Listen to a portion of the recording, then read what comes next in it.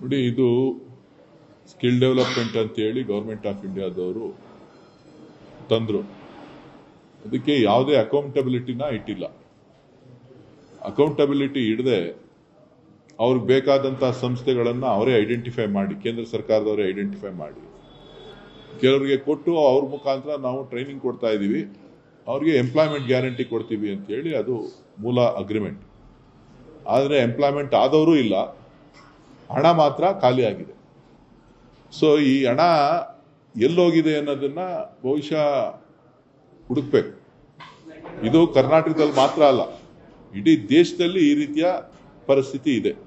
ಇವತ್ತು ಕರ್ನಾಟಕದಲ್ಲಿ CAG ವರದಿನಲ್ಲಿ ಇದನ್ನ ಸ್ಪಷ್ಟಪಡಿಸಿದ್ದಾರೆ ಹೊರತು ಇಡೀ ದೇಶದಲ್ಲಿ ಇದಕ್ಕೋಸ್ಕರ ಲಕ್ಷಾಂತರ ಕೋಟಿ ರೂಪಾಯಿ ಹಣವನ್ನ ಇದಕ್ಕೋಸ್ಕರ ವೆಚ್ಚ ಮಾಡಿದ್ದಾರೆ. ಸ್ಕಿಲ್ ಡೆವಲಪ್ ಆದವರು ಕೆಲಸಕ್ಕೆ ಹೋಗಿದಾರಾ? ಯಾಕೆ ಈ ಅನ್ಎಂಪ್ಲಾಯ್ಮೆಂಟ್ ಇಶ್ಯೂಸು ಇಷ್ಟೆಲ್ಲ ಇನ್ವೆಸ್ಟ್ಮೆಂಟು ಕೇಂದ್ರ ಸರ್ಕಾರ ಮಾಡಿದ್ರು ಕೂಡ ಇವತ್ತಿಗೂ ಕೂಡ ಅನ್ಎಂಪ್ಲಾಯ್ಮೆಂಟ್ ಇಶ್ಯೂ ವ್ಯಾಪಕವಾಗಿದೆ ಅಂತ ಹೇಳಿದ್ರೆ ಅದು ಫಲಾನುಭವಿಗಳಿಗೆ ತಲುಪದೇ ಇರ್ತಕ್ಕಂಥದ್ದು. ಫಲಾನುಭವಿಗಳ ಹೆಸರಿನಲ್ಲಿ ಬೇರೆಯವರು ಇವರ BJPಯ ನಾಯಕರುಗಳ ಹಿಂದಿನ ಕೈವಾಡ ಇದರಲ್ಲಿದೆ. ಯಾರ್ಯಾರು ಅವ್ರ RSS ಅವರ ಬ್ಯಾಕ್ ಗ್ರೌಂಡಲ್ಲಿ ಕೆಲಸ ಮಾಡ್ತಾರೆ, ಅವ್ರ ಸಂಸ್ಥೆಗಳು ಇದರಲ್ಲಿ ಇನ್ವಾಲ್ವ್ ಆಗಿದೆ.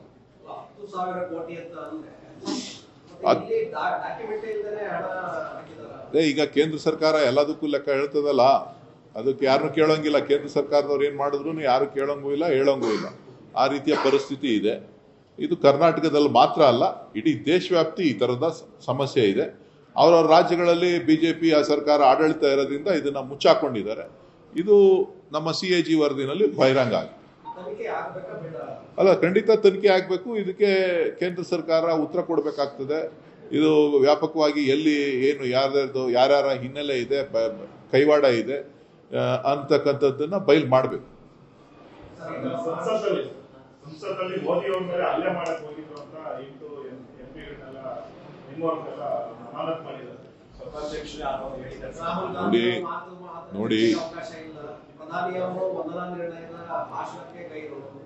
ನೋಡಿ, ಬೆಲ್ಗೆ ಹೋಗ್ತಕ್ಕಂಥದ್ದು ಸದಸ್ಯರ ಹಕ್ಕು. ಎಲ್ಲಿ ಲೋಕಸಭೆನಲ್ಲಿರ್ಬೋದು, ವಿಧಾನಸಭೆನಲ್ಲಿರ್ಬೋದು, ಪ್ರಜಾಪ್ರಭುತ್ವದಲ್ಲಿ ಬೆಲ್ಗೆ ಹೋಗ್ತಕ್ಕಂಥದ್ದು ಅವ್ರ ಹಕ್ಕು. ಸೊ ಬೆಲ್ಗೆ ಹೋಗಿದ್ದಾರೆ, ಪ್ರಧಾನ ಮಂತ್ರಿಗಳ ಮುಂಭಾಗದಲ್ಲಿ ನಿಂತಿದ್ದಾರೆ ಅಂದಾಕ್ಷಣಕ್ಕೆ ಯಾರು ಹಲ್ಲೆ ಮಾಡುವಂತ ಹೇಯ ಕೃತ್ಯಕ್ಕೆ ನನ್ನ ಸಹೋದರಿಯರು MP ಗಳು ಯಾರು ಮಾಡುವಂಥದ್ದಿಲ್ಲ. ನಾನು ಕೂಡ ಲೋಕಸಭೆಯಲ್ಲಿ 10-11 ವರ್ಷಗಳ ಕಾಲ ಕೆಲಸ ಮಾಡಿದ್ದೀನಿ. ನಾವು ಪ್ರಧಾನಿ ಮಂತ್ರಿಗಳ ಚೇರ್ ಮುಂದೆ ಹೋಗಿ ನಿಂತಿದ್ದೀವಿ. ಹಂಗಂದಾಕ್ಷಣಕ್ಕೂ ಯಾರು ಹಲ್ಲೆ ಮಾಡುವಂಥದ್ದಲ್ಲ. ಈಗ ರಾಜ್ಯ ಸರ್ಕಾರದಲ್ಲಿ ವಿಧಾನಸಭೆ ನಡೀಬೇಕಾದ್ರೆ ಮುಖ್ಯಮಂತ್ರಿಗಳ ಚೇರ್ ಮುಂದೆ ಬಂದು ನಿಂತ್ಕೋತಾರೆ.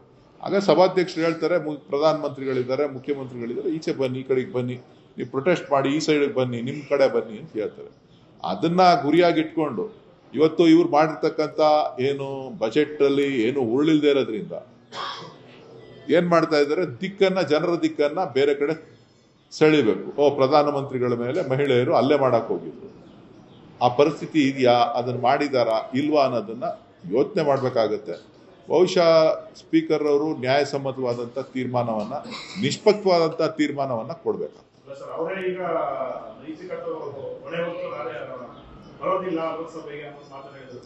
ಒಳ್ಳೇದು.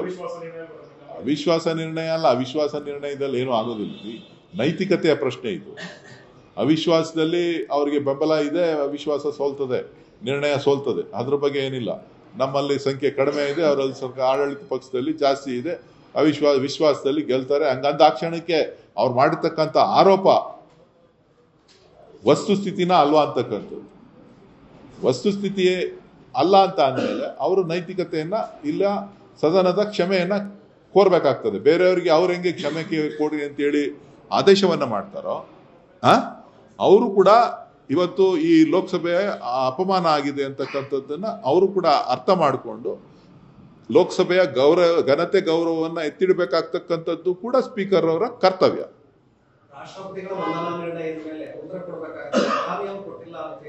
ಅಲ್ಲ, ಪ್ರಧಾನಿ ಇನ್ನ ಸಮಯ ಇದೆ, ಉತ್ತರ ಕೊಡ್ಲಿಕ್ಕೆ. ಅಲ್ಲ, ಕರೆಕ್ಟು. ಅವರ ಲೋಕಸಭೆನಲ್ಲಿ ಏನೇನ್ ಬಿಲ್ ಪಾಸ್ ಮಾಡ್ಬೇಕೋ ಮಾಡ್ಕೋತಾರಲ್ಲ, ಏನೇನ್ ಮಾತಾಡ್ಬೇಕು ಎಲ್ಲ ಮಾತಾಡ್ಕೋತಾರಲ್ಲ. ಮಹಿಳೆಯರ ಮೇಲೆ ಮಾಡಿರ್ತಕ್ಕಂಥ, ಮಹಿಳಾ ಸಂಸತ್ ಸದಸ್ಯರ ಮೇಲೆ ಮಾಡಿರ್ತಕ್ಕಂಥ ಆರೋಪ ಇದೆಯಲ್ಲ ಅದು ನಿರಾಧಾರ, ಅದೊಂದು ರಾಜಕೀಯ ಪ್ರೇರಿತವಾದದ್ದು.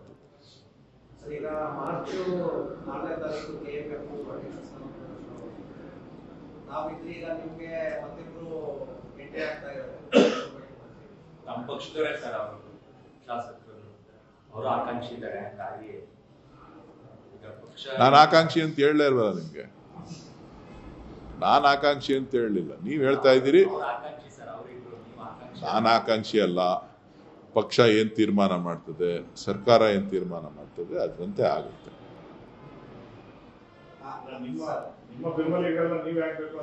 ನನಗೆ ಯಾರು ನೋಡಪ್ಪ, ನನಗೆ ಯಾರು ಬೆಂಬಲನೂ ಇಲ್ಲ, ಏನೂ ಇಲ್ಲ. ಅವರೆಲ್ಲ ಯಾರಿದ್ದಾರೆ, ಸರ್ಕಾರ ಏನ್ ತೀರ್ಮಾನ ಮಾಡ್ತದೆ, ಪಕ್ಷ ಏನ್ ತೀರ್ಮಾನ ಮಾಡ್ತದೆ ಅದರಂತೆ ಆಗುತ್ತೆ.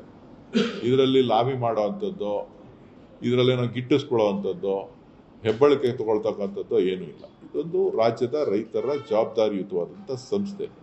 ರಾಜ್ಯದ ರೈತರ ಹಿತ ಕಾಪಾಡುವಂಥದ್ದು ಬಹಳ ಮುಖ್ಯ.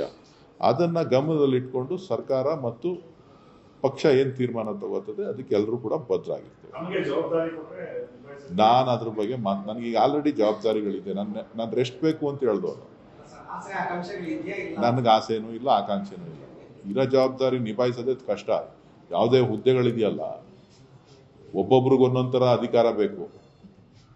ನನಗೆ ಅಧಿಕಾರ ಬಂತು ಅಂತ ಅಂದಾಗ ಜವಾಬ್ದಾರಿ ಜಾಸ್ತಿ ಆಗ್ತದೆ. ಅದು ನಿಭಾಯಿಸ್ತಕ್ಕಂಥ ದೃಷ್ಟಿಕೋನಗಳು ಬಹಳ ಮುಖ್ಯ. ಈ ರೈತರ ಹಿತ ಕಾಪಾಡ್ತಕ್ಕಂಥದ್ದು, ಆ ಬ್ರ್ಯಾಂಡ್ ಏನಿದೆ, ನಂದಿನಿ ಅಂತಕ್ಕಂಥ ಬ್ರ್ಯಾಂಡ್ ಏನಿದೆ, ಆ ಬ್ರ್ಯಾಂಡನ್ನು ರಾಷ್ಟ್ರಮಟ್ಟಕ್ಕೆ ಕೊಂಡೊಯ್ಯುವಂಥ ಕೆಲಸ ಮಾಡಬೇಕಾಗ್ತದೆ. ಸೊ ಭಾಳ ಹೆಚ್ಚಿನ ಜವಾಬ್ದಾರಿ ಅದು. ಯಾವುದೋ ಒಂದು ಖುಷಿಗೋಸ್ಕರ ಹೋಗಿ ಕೂತ್ಕೊಳ್ಳೋದಲ್ಲ.